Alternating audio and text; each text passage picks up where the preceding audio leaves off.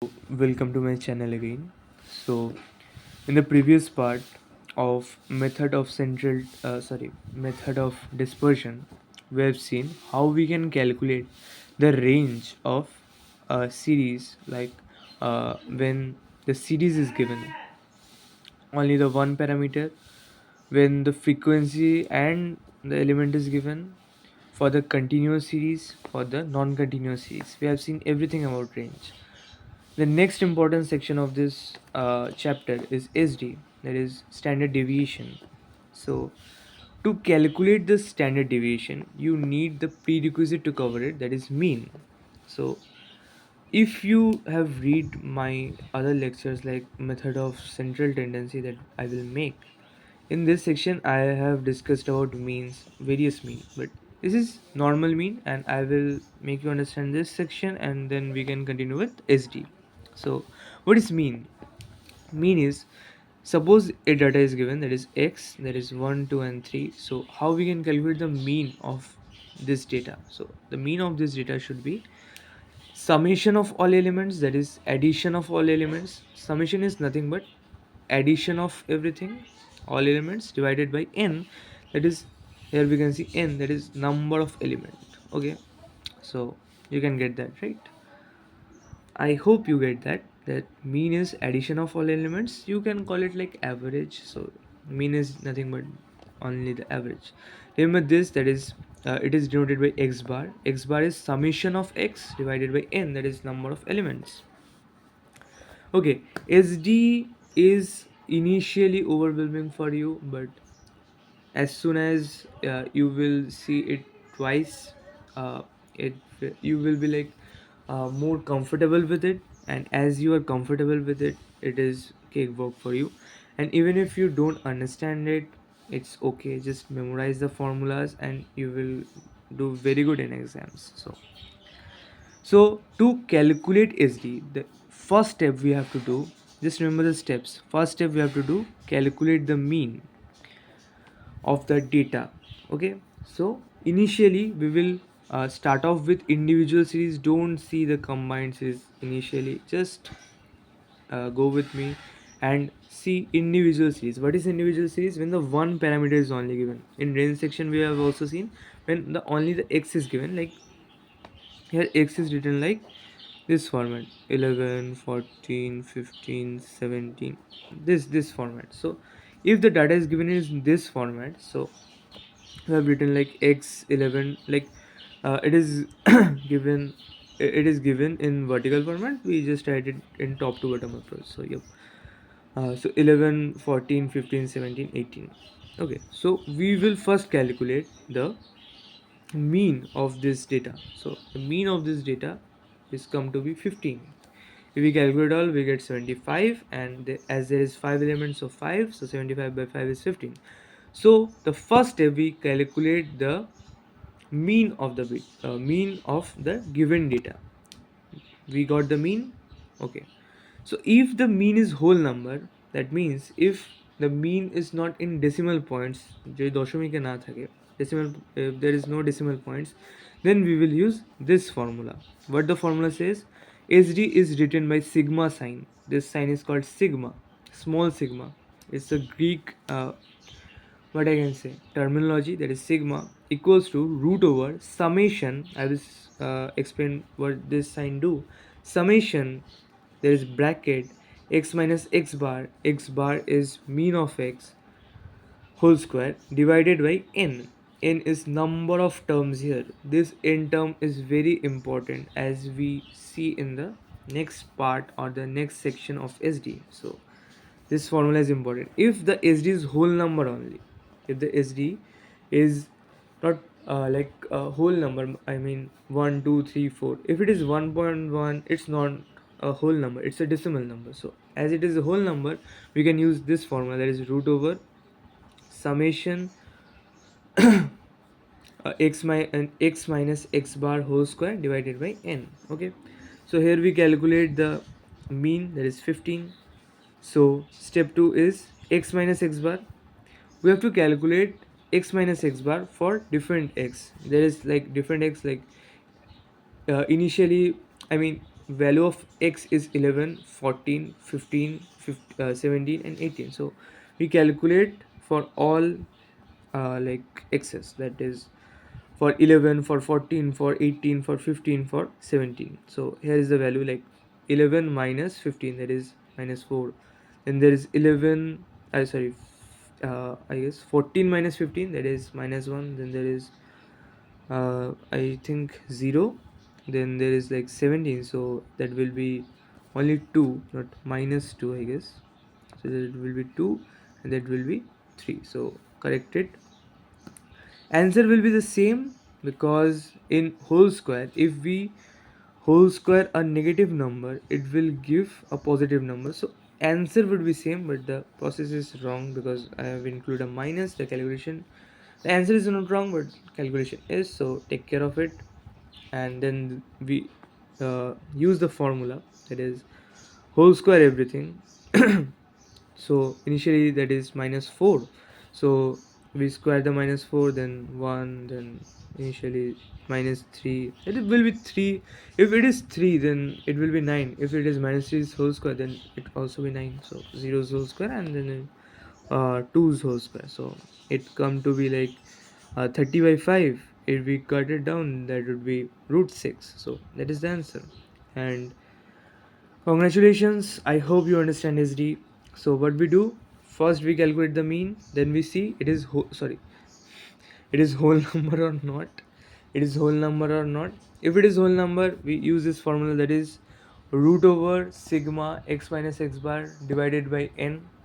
Okay, I mean sigma x minus x bar whole square divided by n, when n is the number of terms there. So here 5 terms are there, so that will be 5, and x bar is the mean of x, and we have to minus them, like as the formula says. So we have to subtract them. So here we do the subtraction for each of x, we get the values, put into the formula. Sigma means addition, so we have to add this all. Okay, so yes, we added them all and we got the answer. So sigma means addition of them, so we have added for every x. So we have added for every x and we got the answer. I hope it is clear. We will move on to the next section. So here is the another formula that says coefficient of standard deviation, that will be SD divided by x bar. What is SD? You have got that. What is x bar? X bar is mean of x. If the data is given, you can calculate the x bar. Then there is coefficient of variation. If we multiply with it 100, coefficient of standard deviation into 100, we get coefficient of variation. So what is variance? Variance is whole square of SD. The question can come as like what I can say, like short question types, that fill in the blanks. So it will give, so memorize the formulas, and I will give the formula sheet too. So yep, if the mean is not whole number, so as we have seen, there's two parts. That if SD is whole number, then there is another a section. Then there is not a whole number, then we can use this formula. I mean, if it give answer in the decimal points, then we have to use this formula, that is sigma equals to root over. So root over is common in SD, so please get used to it, that SD will come. So I mean, when SD will come, root over come. Okay, so that is the by default thing, and sigma will come, n will come. Okay, so this is the another formula, and believe me, you have to just remember these two formulas. There are many other formulas, but I will make sure that you don't have to remember that all by word, but I will try to make you memorize the formulas by heart. So bear with me, I will show you.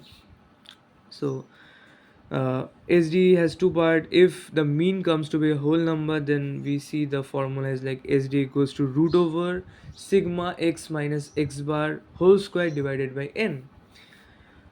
If it is not a whole number, then we have to use this formula, that is sigma equals to root over sigma d square divided by n minus sigma d by n whole square.